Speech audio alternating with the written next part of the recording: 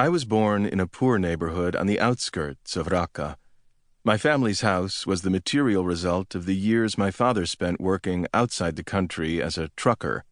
He built its 3 rooms himself with money earned by hauling loads from the port of Aqaba in Jordan through Rutba, a town the British built as a rest stop in the unfriendly deserts of Iraq's Anbar province, and down the highway to Ramadi.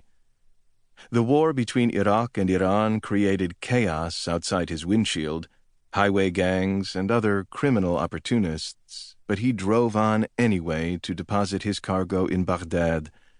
His 3rd truck accident left him buried in wreckage at the bottom of a Jordanian valley. He came back home with a broken spine. In the 1990s, after his recovery, he worked as a driver for one of the Army's half-military, half-civil construction companies, al-Assad al-Askari, whose main business was taking decades-long contracts and making billions of Syrian pounds disappear. At al-Assad al-Askari's headquarters in Raqqa, my fasting father fought with his boss because my father refused to bring his boss's visitors lunch during Ramadan.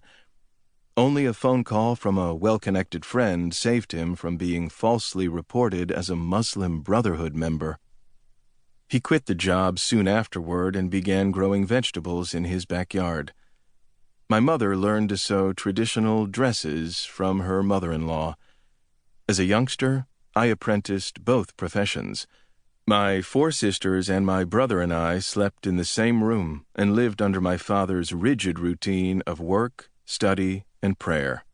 TV, friends, play, all banned. When other students talked about their adventures in amusement parks, I was silent. I nodded when they asked if I knew what had happened in the latest episode of the Viking cartoons, though they soon discovered and mercilessly mocked my lies. If my father found out I'd been beaten in school, he took his turn beating me when I got home. My father hadn't worked since the age of 10, so his sons could turn into bullied, idle wastrels. He wanted better for us, even if this meant imprisoning us in our home. Nael, whose family lived 2 blocks away from mine, had an even rougher childhood, though its roughness was more a product of parental neglect than of parental domination. Nael's father worked for the water filtration station on the Euphrates and had married 2 wives. His wages weren't enough for both families, and he fought with whichever wife he was with. His cries echoed so loudly that the whole neighborhood knew the intimate details of each of his nightly rants. I met Nael in elementary school. Our long acquaintance has erased all memories of his child's face. I try to recall it now, but instead I see him as a miniature version of the man he was at 24, all sharp cheekbones and messed up hair and edgy, restless skinniness. He cracked jokes and sought mischief even then. He was smart as sin, filled with a confidence I did not have, born of a freedom for which I would have paid any price. In accordance with the Council of Religious Texts, my father was a regular napper, which provided me with chances to sneak over to Nael's after school. We played Monopoly and checkers, and on the rare occasions his black-and-white TV was not broken, we watched Captain Majid, a dubbed Japanese cartoon, the ultimate treat. During the shifts his father spent with his other wife, Nael and I played soccer with a stuffed plastic bag. In summer, he made a pool out of the pothole in the concrete in his backyard, and we slid into the shallow water. I measured the hours carefully, for if I came back home to find my father's nap shorter than expected, I would regret it, and so would Nael. Children are fearless in finding their joy. Each Eid, when the adults were happy and busy with their interminable family visits, we leaped through this perfect window for our recalcitrance.